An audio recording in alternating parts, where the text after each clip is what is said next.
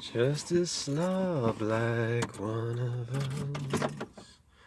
Alright, let's do the synchronicities of the cash register from yesterday and today.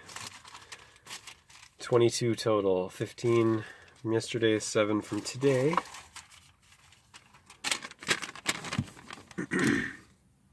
I definitely went overboard with the karaoke. Overboard on my fragile temporary temple. I shouldn't have done that. Now I'm shooting all over myself. I'm good enough, I'm smart enough, and gosh darn it, people like me.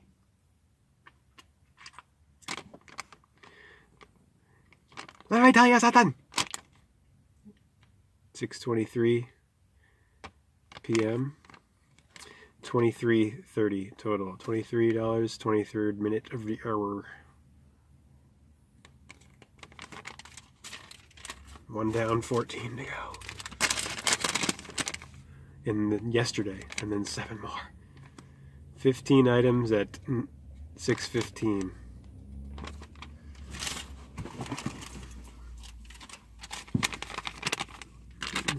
Motion is not, that's not a good position. Ocean, vision, submission, permission, exhibition, inhibition, intuition. 207, 797 total. 207. 2 sevens, Christ equals 77 in gematria for the 8 billionth time. He keeps saying the same thing over and over again. No one's listening, don't worry. No one is everyone. 3 cents change, 3 items at 7:23 p.m. 333. Synchronicity, synchronicity. A sleep dance, a dream dance, a shared romance. Synchronicity, a connecting principle. 6:21 p.m. 1:12:26. Look at the numbers here. 1126, and look at the time. 621. 621. 621. G-O-D, and then the 36 items of 360 at 6:21. Oh goody, everyone's coming home right when I'm sharing the synchronicities, so they can see me doing my business. 7:07. I probably should drive to a remote location or something if I'm worried about people seeing me, right? 7:07, and I probably shouldn't be making videos to put on YouTube if I'm worried about people seeing me, right? 7:07, invoice number ending in 7, and then the total, the 70 cents at the what the purchase ended up being the difference after the $20 on the TJ gift card. So 70 cents left over, which was paid with cash, C-ash at 7:07. 07 70707 70, and the 7 at the end of the invoice number. Additionally, originally the total 2070 at 7:07. Hey you, listen what I say yo. The more I see, the less I know, the more I like to let it go. Hey, yo. Whoa. 0562 invoice number at 7:12, and there were 12 items in the purchase. 1212. 0562 42 1958 1212 33. Alright, let's move this along because I'm losing daylight here. I didn't even get through chapter 8 of creation and evolution. You'll notice that chapter I was reading from the white book. It's creation and evolution. Not an either or nonsense type of situation where it's either it was created or it's just blind chance and natural selection. I mean, let's just let's clamp everything down. That's what their DLites are doing through their intelligence network, Central Intelligence Agency spider web. Flatten all of the heads and clamp everything. Turn the debates into just binaries of red and blue. 1:26 p.m. 58 items and the total $158. 1:17 p.m. 11 items and the total $37. 17th minute 37 17 1737 11 items. Invoice number ending in 26. So you get the 77 of Christ, 37 at 117, 77, and then you get 26 of God at the end of the invoice number. G7015 D4. 26. Just like card equals 26. This one was a group of women going to Maine with an adventure, and they said I should go with them. 23727 total. I wrote down room 237 on the receipt because none of them had heard of it. 1:12 p.m. I said, and I did the mock waving to the captain's desk and saying, "Bye guys, okay, I'm going to Maine." Why, I should have done it, right? Yeah, of course, you're shooting all over me again. 1:12 p.m., 69 items. The sign of the crab there in the 6 and the 9, Cancer. 23727. Invoice number 5824, 112, 1224. There is this 58, which is prominent the last 2 days.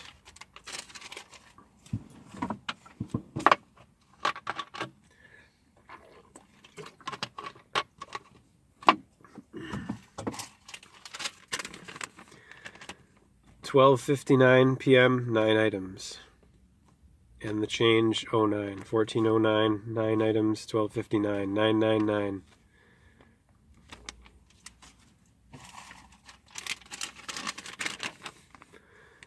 $36 items, 140.88 total at 12:57. And the 14 at the end of the invoice number, 5814, and the subtotal with the 14, 139, 14, 14. 7 plus 2. Yes, it's true. Neo. Sorry to break the bad news, kid. You got the gift, but seems like you're waiting for something. I don't know, maybe your next life. 5 items, invoice number 5805, and the total 1885. Of the blacksmith, D.B. Doc Brown, 1885. H.G. Wells, of Jules Verne, 5805, 81885, 5 items.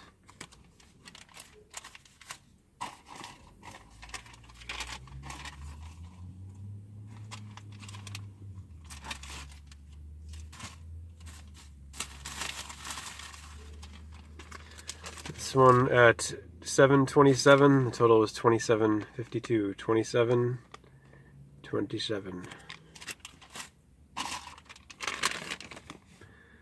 41 items at 1244. Total 255.55. Invoice number 5807.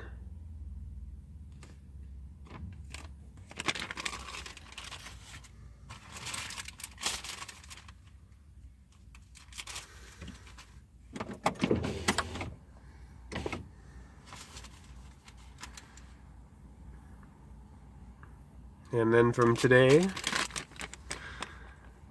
2:20 p.m., 2362 total, invoice number 6262, total 2362, 62, 62, 62. 8 items, 6 plus 2 is 8. 2:12 p.m., change 256, invoice number 6256. 256, 256.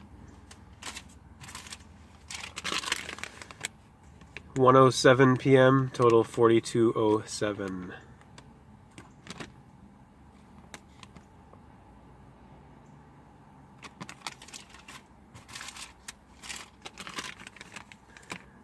$12:16 p.m., total 2261. 162, 162 with another 1.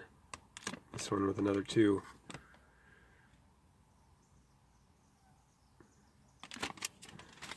What intonation is going on here? 11 items, 1:28 p.m. 29.49 subtotal, 30.05 total with the tax of 56 there. 29.30 and then the 28 of the time. 28. Excuse me. I had the. See how it's 29 subtotal, 30 total with the 56-cent tax. So 29 and 30 here, and the time 28. 128 as in root 128. As in 1 plus 2, 3 plus 8, L even of 2018. Last year. 1:38 p.m. Total 598. Invoice number ending in 128 at 138. 568 total 888. HHH. The 8th letter. Doing the same exact thing structurally as the figure 8. It's the pair of L's joined. With the horizontal bridge. The horizontal. Horizon. 2643. 7 items at 304. 43, 7, 43, 43. Wow, we did it. And we still have some light.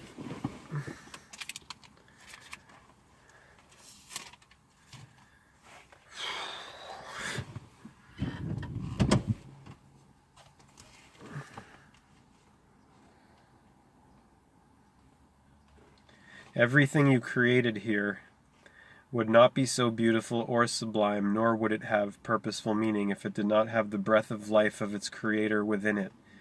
You are the ones who breathed into your creations the intelligence or patterns of genetic memory called instinct. That is what gave your creations a purpose for being and the means through reproductive processes and the sharing of genes for new species to evolve. Yet the new species would still carry the intelligence of instinct, the breath of life from the great creative gods who set into motion the patterns for evolution. That is why all living things have within them the divine essence that is the spark of life from you, the gods, their creators. It was not until a food chain had been clearly established here that the gods decided to create a vehicle of matter through which they could experience their creations and continue to express their creativity, but as themselves rather than through their creations. And for that, they created the embodiment called man. Now, thought is a penetrating frequency in essence that passes through matter. Thus, the gods, who were thought in the form of light, could become the flower, yet never smell it, never know its essence. They were like the breeze that would blow through the trees, yet could never feel or embrace the tree. They would pass through stone, yet they could not feel it, because thought is not affected by the matter that the stone is, for it lacks the sensitivity to feel essence of a lower vibration. In order for the gods to smell the flower, to hold the flower, to wear the flower, in order for them to know its beauty and experience its vividness, they had to create a vehicle of matter that vibrates at the same rate of speed that the flower is vibrating. Thus the embodiment called man was created, after all other things were created, so that the gods could feel and experience their creations and express their creative ability through gross matter, or what is termed solidity and mass, thought taken to its lowest form. Man was created through a thought ideal to be a vehicle for the gods to ride within. It was the perfect embodiment for a god, for it could hold the soul and be enveloped by the spirit of the god. Now, through an embodiment, the gods could touch the flower and smell its essence, and the experience of that would be recorded forever in their souls as feelings. The treasure of their doings. Now, indeed, they could look upon a tree and contemplate it, savor its smell, and touch its beauty. Now the gods could see and touch and embrace and speak to one another. Now they could nurture and observe and be completely volatile to one another. And now the gods, as man, had a whole new adventure in matter in which to play for the invisible essence called feelings. Thus the gods, light beings without the density of mass, created a density appropriate to their ideal. Through the mass of the embodiment, they could express in yet another reality. Thought manifested into the form called matter. In that they became God. Divine thought manifested into the intelligence of the cellular mass called mankind. Thus they became God/man, man/God. God expressing in the wonderment of human form. Man expressing the God within him to continue his Father's expansion into forever. The first men came forth only after much experimentation by a group of the gods. At first only males were created, and they were not even created with loins. The loins were inside of them so that they could reproduce themselves through the process called cloning. Thus all man embodiments looked alike when they were first created, and they were rather humble creatures who would be considered very grotesque to you today. But to the gods in those times they were very beautiful. Unfortunately, they were not very swift on their feet. Thus they were continuously made a meal of by the animals about. So the gods tried and tested and modified them for a long time until they were worthy of complete possession. Once the embodiment had been perfected, many of the gods in great jubilation took possession of embodiments for a new adventure in the exploration of life. The embodiments that the gods inhabited were designed to house a power structure that would enable the light beings to improve continuously upon the embodiment so they could live and coexist in a very dangerous environment. The body was designed so that the memory of every thought the god embraced into emotion would be patterned in every cell and thus carried on through the process of cloning. When womb of man or woman was created much later as a more perfected form of man, it permitted uniqueness and further refinement of the embodiment through the sharing of genes. The man would carry in his seed the patterns of his understanding gained to that point, and the woman would carry it in her egg. Through the act of copulation, the genetic patterns of the two would come together to create an even greater entity based on the learning and realizations of its parents. Yet they were creating only a better body through this process, not a better spirit. As the understanding of the gods living as man began to grow, as their survival necessitated it, the body was continuously perfected from its primeval form, or what you call evolved, a process which has continued for over 10.5 million years in your counting. It has taken that long for you to become what you are in this moment. Your body is young.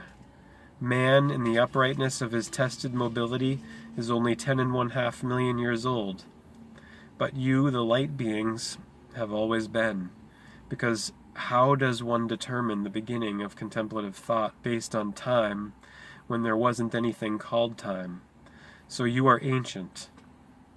And for the billions of years as you term and measure time, you created an electrum. Then lowering electrum into gross matter became a new and different adventure. Thus, through billions of years of design and exploration, man became a living, breathing creature of coagulated thought and dense matter. All of this plane you created. That is why reality would not be here if it weren't for the lot of you. The animals are beloved, for they have been given the breath of life through you, their creators. The flowers are beloved, for they have the patterns of your beauty in them. All life does, and it is all because of you. Who are you? You are the great gods of light, the great creators of all life. You are the grand infinite thought magnified and lowered into creative matter. You are God, and the forever thought, experiencing the form called humanity. You are God manifested as man to continue the expansion of thought into forever. Student, I find myself in a position of having to decide whether or not I'm going to pursue the learning of all the things you are teaching. All that you say pleases me, but I'm held back by an element of doubt as to whether all the things you teach are true. Is there anything you can tell me or do for me which will convince me that what you say is true? No, but I will ask you this, says Ramtha. Tell me what is not truth. Student, what is not truth? Well, for example, I recently heard a tape recording of an audience in which you gave a very beautiful description of how creation began. It was very pleasing and very detailed, especially in comparison to other versions I've heard. I'd like to believe that the way you spoke it was exactly the way it happened, but I can't be sure that what you said is true. Then how did it happen? I don't have an explanation. Then how did it happen, Ramtha asks. The student says, I don't have an explanation, I'm just searching for a better understanding. Ramtha says, you have heard many explanations of how creation occurred. Which do you choose? Student, I've really only heard 2 or 3, but yours pleases me the most. Ramtha, why? Well, it is more detailed. Ramtha, how could it be so detailed? How does one have knowledge of the things they speak? Student, experience. Ramtha, indeed, that was my experience of how it was and how it is. That is how I remember it. Student, but can you understand my doubts? Ramtha, indeed, because you have not allowed yourself to remember. But I will tell you this, listen to it again, and while all the other accounts have utterly failed to explain anything, there is no lacking in this account, and it all follows suit. Convince you? I will not do that, for I would never convince you. Only you allow that to occur. Student, well, can I ask you a couple of questions for clarification? Ramtha, indeed. Student, you have said that the Father expands through us. Does that mean that the divine mind is actually growing through us, through our creations? Ramtha, indeed, for the Father was, in your beginning, the void without form, space without light, and he always would have been that, had he not contemplated himself and embraced the thought that he was. When he did that, he expanded himself into light, the first expansion of thought. Of that light, all of us became. Why? To continue the expansion of the Father into forever. How? Through the same process of contemplation that the Father began in the birthing of our light forms. From the splendid moment of our soul's birth, each of us began to evolve and expand ourselves. Our souls enabled us to captivate thought and hold it in the form of emotion. Through that, we could go inward, contemplate the thought, and expand it into creativity. That is what allowed the world to come into being, the flower to be a seed into a bloom, and the animals to become and roam. Thought, your beloved Father, is of itself unmanifested emotion. Thought is not given credence as being until it is manifested as emotion within the soul. Once the thought is embraced and recorded in the soul, then it becomes real. Then it has design, then it has structure, then it has permanence. Who created everything that you see here? 'Twas not God, the thought, it was you, the gods, the emotion, who took thought and felt it into the lowered forms of matter. What you term reality does not become that until a thought is embraced into emotion within the soul to form an ideal of creation and then expressed as created form. It is feelings and the values of emotion that give thought credence and the form you call reality. That is how the Father grows every moment. Created form is thus the evolution of thought into emotion. That is what allows matter to be created. That is what allows you to create, to evolve, to become, to express, to do whatever you choose to do. And you have never been judged by the life force that allows you to be what you are, for in being what you are, you expand and give credence to the mind of God. The Father not only works through you, but feels through you, is through you. You are that which He is, and that reality is being recreated every moment. That is why everything you do, that you have ever done, has always been accepted in the eyes of God. Everything here which is born of thought and light, you created. Thus the kingdom of heaven, the kingdom of God, has been expanded through His beloved sons, you, Himself. So love what you are immensely, for you are a beautiful thing, who has created all things for the joy of it. Student, thank you, Ramtha. I have one other question. You said that man has been here for 10.5 million years, but as I understand it, scientists have evidence that man has been here for only about 1 million years, perhaps 2 million at most. Ramtha, for you to understand, your archaeologists have a way to date things based on the radioactivity of that which they find. What gives those things radioactivity is the light principle called your sun. Yet, the light from your sun did not directly bombard this plane for as long as your scientists believe, for your planet was surrounded by water for a long time. The water was your oceans, which were still in the atmosphere at that time. When light from your sun hit the water in the stratum, the water diffused the light, thus there was diffused light everywhere. Thus no thing was exposed to radiation as it is this day. Yet they determine the age of man through the radioactivity of that which they find, believing that the sun's rays had direct access to this plane for longer than they really did. The gods have been here as man for 10.5 million years in many forms of the embodiment in order to perfect it. And what I have just given you is a clue for you to contemplate so that you may reason this for yourself.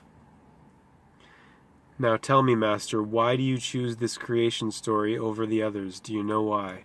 Student, simply because the explanation pleases me. Ramtha, but why does it please you? Student, because you speak that we are all perfect, that no one is less than anyone else, and that life is ongoing. Ramtha, indeed, and it would also mean that everything your religions have taught could be wrong. Do you know what is wonderful about that? It means that perhaps there really is no such thing as a devil or hell or sin or damnation or a fearsome God. That they could be wrong. And they are.